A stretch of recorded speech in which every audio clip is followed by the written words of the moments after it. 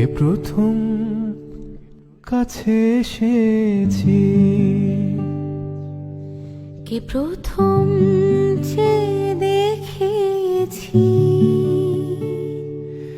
কিছুতে পাই না ভেবে, কে প্রথম ভালোবেসেছি,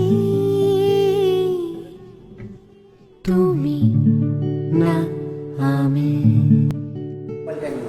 নমস্কার সবাইকে, ম্যাক এ লিটল স্টারের নতুন আরেকটি ব্লগে আপনাদের সকলকে স্বাগত জানাই। ম্যাক ওর বাবার পাশে শুয়ে আদর খাচ্ছে। ম্যাকের শরীরটা ভালো নেই আর ওর বাবার মন ভালো নেই, কারণ আজ ম্যাককে ক্যাস্ট্রেশন করানো হবে, আর তাই ওকে না খাইয়ে রাখতে হয়েছে। তুমি না আমি। আজ ম্যাকের পাশাপাশি আমরাও না খেয়ে রয়েছি। সন্তান না খেলে কি মা বাবা খেতে পারে? ওর বাবা তাই ওর গায়ে পেটুতে একটু হাত বুলিয়ে দিচ্ছিল, যাতে ও একটু শান্ত হয়ে থাকে, যাতে একটু ঘুমানোর চেষ্টা করে। কিন্তু পেটে খিদে নিয়ে কি বাচ্চা ঘুমাতে পারে?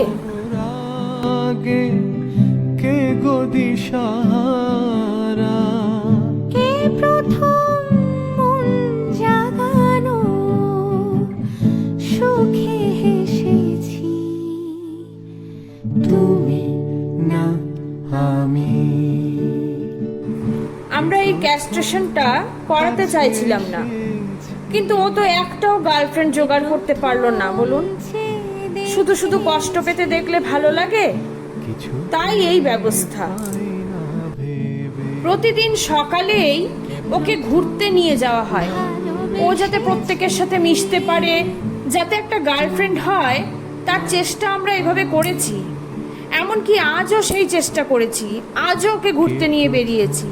যদি আজও ও কারোর সাথে মিশতে পারতো, তবে এই অপারেশনটা ক্যান্সেল করে দিতাম। ওর বন্ধুরা ওর সাথে মিশতে আসলে কি হবে? ও তো কারোর ধারে কাছেই যেতে চায় না। বলুন, সবাইকেই রাগ দেখায়। শুরু হলো কবে এত চাওয়া পাওয়া, একই অনুভবে একই গান গাওয়া।